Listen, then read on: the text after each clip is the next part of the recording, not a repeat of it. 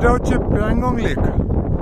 Pangong lake লাদাখে এটাকে Pangong so বলে, টিএসও সো লোকাল ল্যাঙ্গুয়েজে, সো মানে হচ্ছে এটা লাদাখি ল্যাঙ্গুয়েজে, সো মানে হচ্ছে লেক।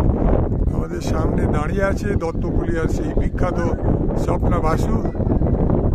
উনি বেড়াতে খুব ভালোবাসেন। এইখানে প্রচণ্ড ঠান্ডা, উনি প্রিপারেশন নিয়ে এসছেন একদম, দেখলেই বুঝতে পারবেন। আমি সামনের থেকে দেখাচ্ছি, চেহারাটা ভালো করে দেখে নিন। সেই দত্তকুলিয়ার বিখ্যাত স্বপ্না বাসু। আমি লেকটা ঘুরিয়ে দেখাই একটু। এটা লেক, ওইদিকে মাউন্টেন আছে লেকের ওই সাইডে। দেখুন কিছু কিছু মাউন্টেনের উপর বরফ দেখা যাচ্ছে। আমি যদি একটু বড় করি তাহলে বরফটা দেখতে হবে। জলটা দেখুন একদম কি সুন্দর নীল।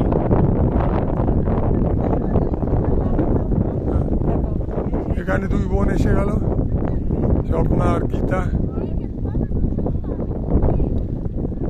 এবার আমি দূরে দেখাই, ওই যে মাউন্টেন রেঞ্জগুলো দেখছেন, ওর উল্টো দিকে চাইনিজরা রয়েছে। এবং লেকটা শুরু হয়েছে ওইখান থেকে। অনেকটা আমরা এলাম টেম্পো ট্রাভেলার করে। এখানে আমাদের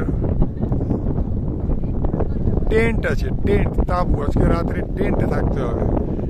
সূর্যের রং যেরকম, সূর্যের কন্ডিশন যেরকম যেরকম চেঞ্জ হয় সেরকম সেরকম শুনেছি লেকের জলের রঙও চেঞ্জ হয়। এরা আবার পাখা মেলেছে, এক জায়গায় হচ্ছে না, দুজনের মধ্যে দেখাচ্ছি। জলটা দেখুন একদম কি পরিষ্কার নীল জল। আর লড়াইটা যে গালওয়ানে যে লড়াই হয়েছিল, যাতে 20 জন ভারতীয় সোলজার মারা গিয়েছিল, চাইনিজরা কিছু ঠিক মতো বলেনি, সেটা ওই দিকে হয়েছিল, ওই সাইডে, অনেকটা দূরে এখান থেকে। এই লেকটা অনেক বড়, আর এটা বেশিরভাগই কিন্তু চায়নার অধীনে। ভারতের দিকে খুব কম পোর্শনই আছে।